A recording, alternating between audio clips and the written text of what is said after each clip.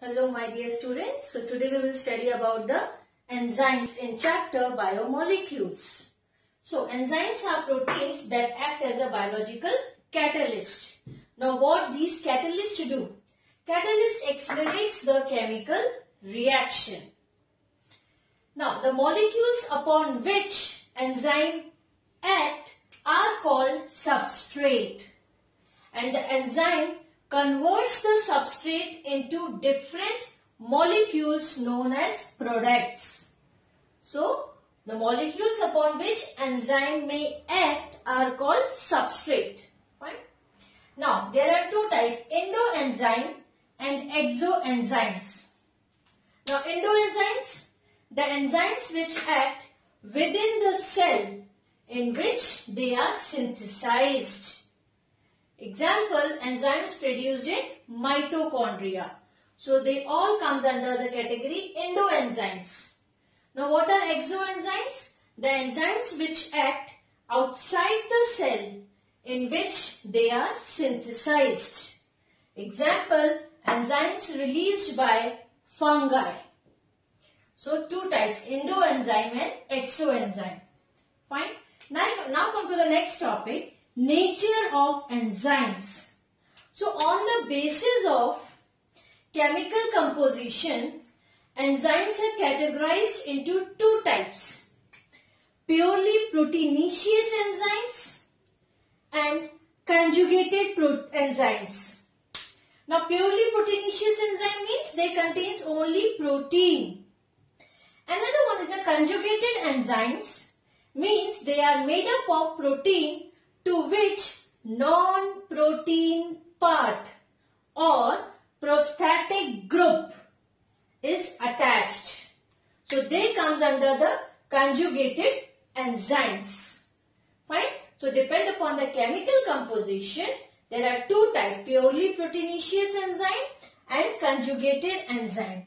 Conjugated means which contain the non-protein part or the prostatic part attached to that. Now there are two more terms, coenzyme and cofactors.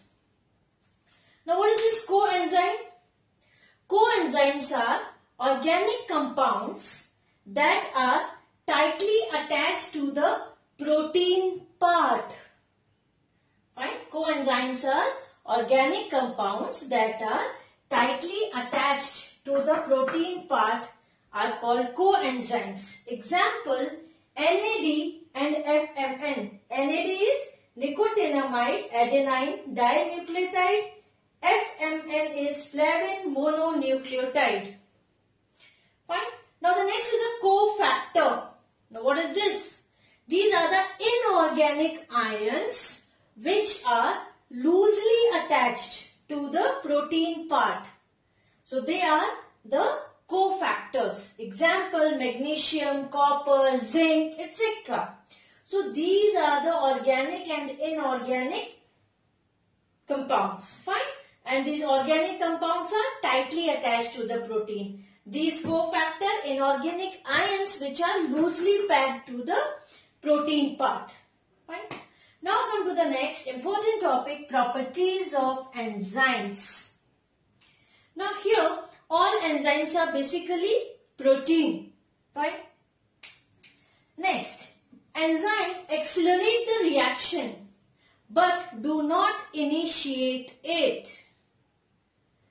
Next, enzyme themselves do not participate in the reaction and remain unchanged at the end of the reaction. Fine. Now enzyme has a specific part. Enzymes are of larger size, that molecule, and they have specific part on which or where they will come in a contact with the substrate. And that active part or that specific part is called active site of enzyme. Here I have drawn one diagram. This is the enzyme, this is substrate. So now you know that this one is the active site of the enzyme. So by which the substrate will attach, will come in a contact with the enzyme. So each enzyme is having some specific part on it at that place only the substrate will come in contact. This one is the specific part, and that is called the active site of enzyme. Next property is amphoteric nature of the enzyme. Now what is this? Enzyme can react with acidic as well as alkaline substances. So this nature is called the amphoteric nature. Next is specificity regarding that. Enzymes are very much specific in their nature. Example such as urease enzyme.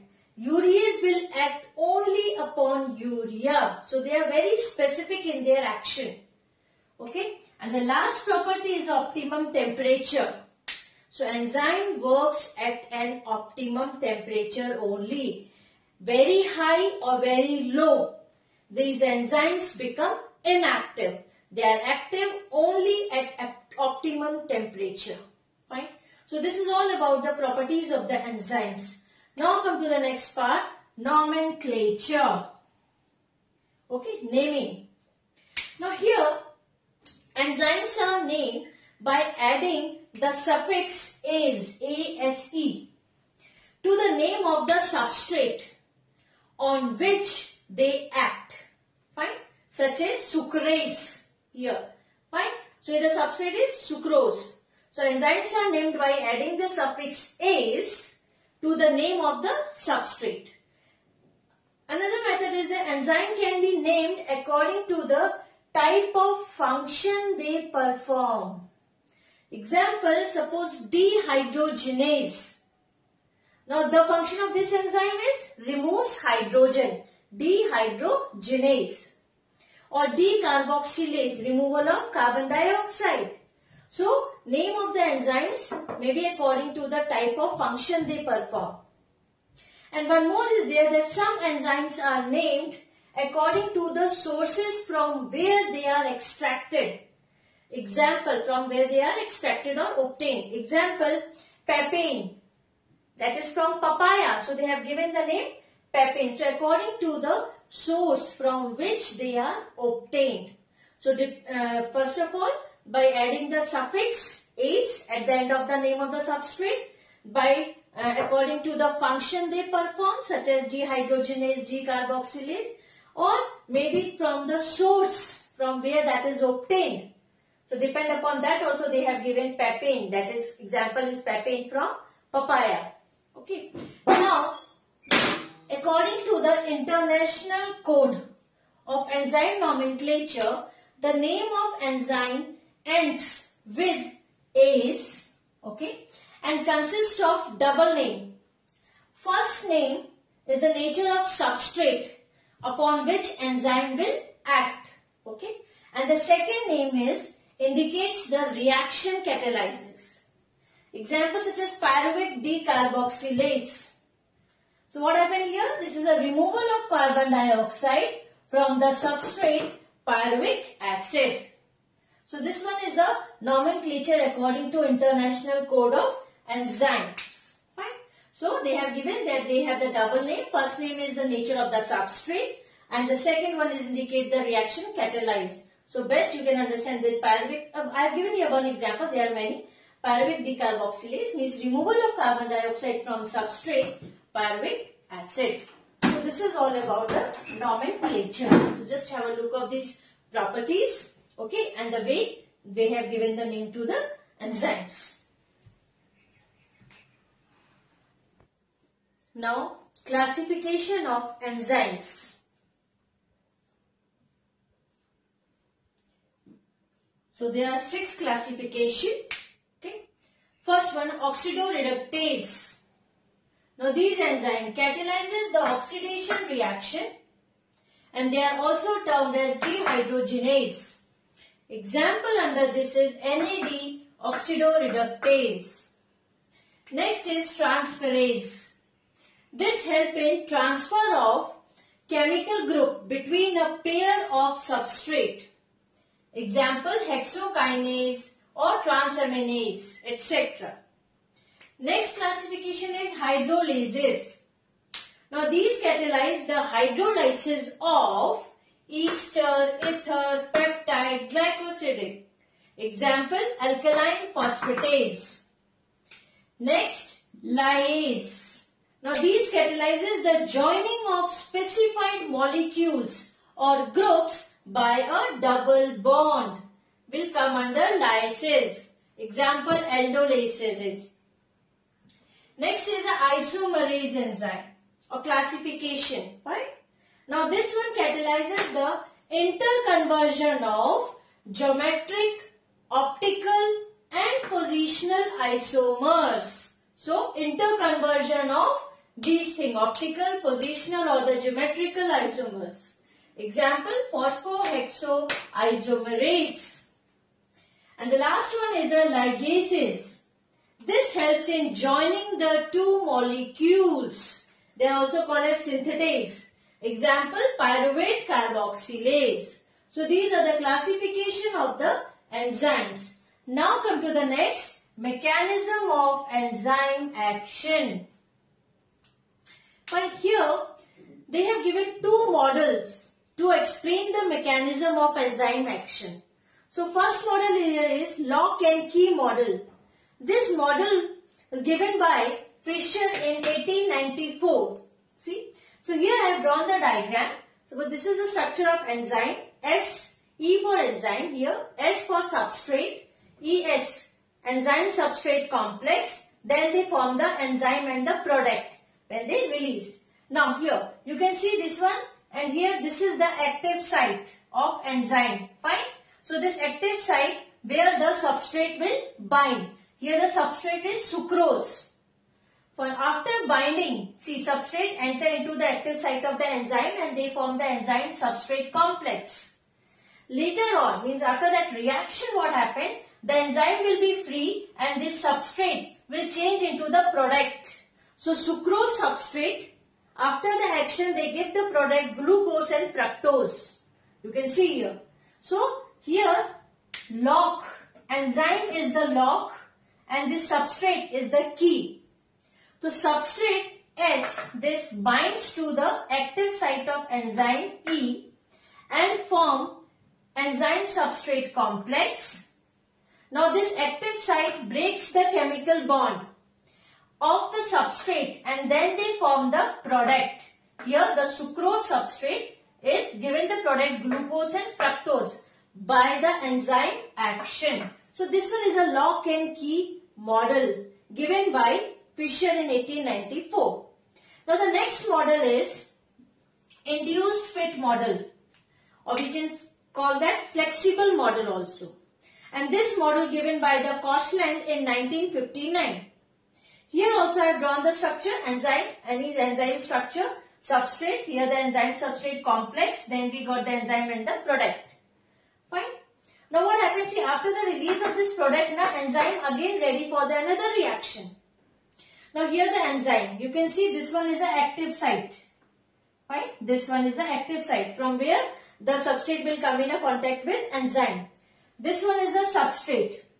So when they come in a contact and they form the enzyme substrate complex, here you can see there is some change in the shape of the active site of enzyme. See here the shape of active site, and when it binds with the substrate you can see the change in the shape of active site. Fine.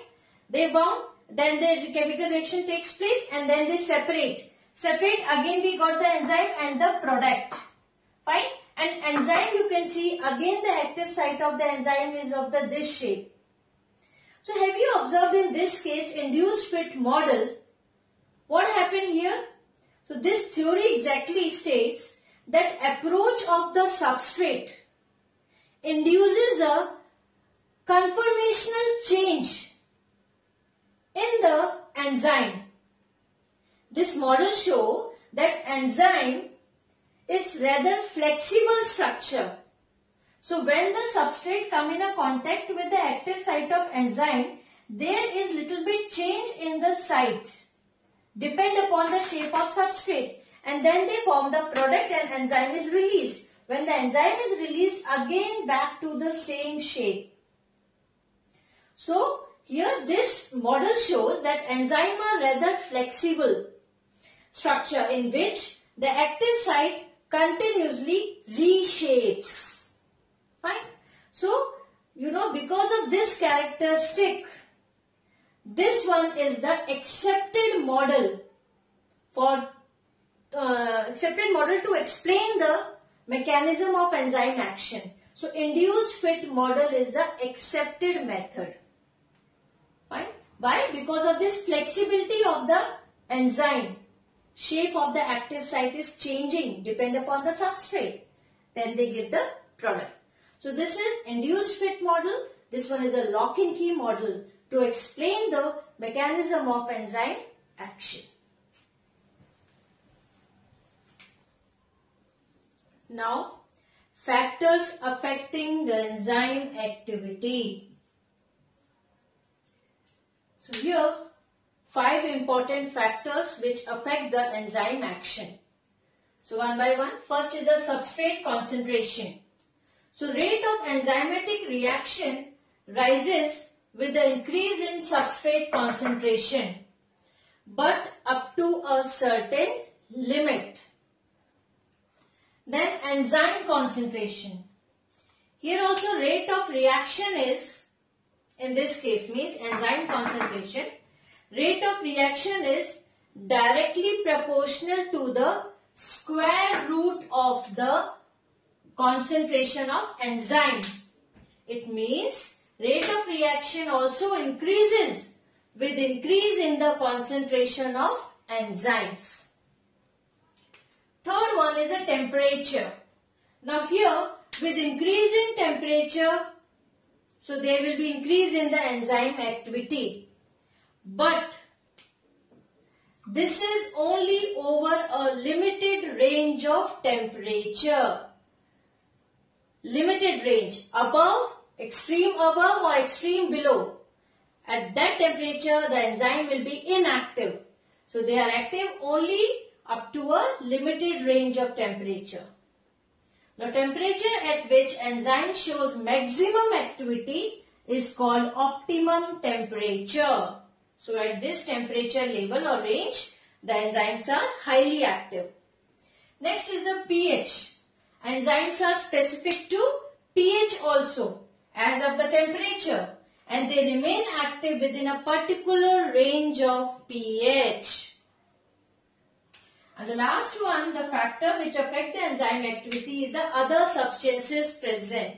Now here what happened, the enzyme action is also increased or decreased in the presence of substances such as coenzymes, activators, inhibitors. You know that activators which will increase the enzyme activity, inhibitors which will reduce the enzyme activity. So if such type of substances are present, they will increase or decrease the enzyme action. So these are the factors which affect the enzyme action. Now come to the metabolism, another concept. Now what exactly is metabolism? So this term is used to describe all chemical reactions involved in maintaining the living state of the cell and the organism. Here this metabolism is categorized into two types, catabolism and anabolism. Now what is this catabolism?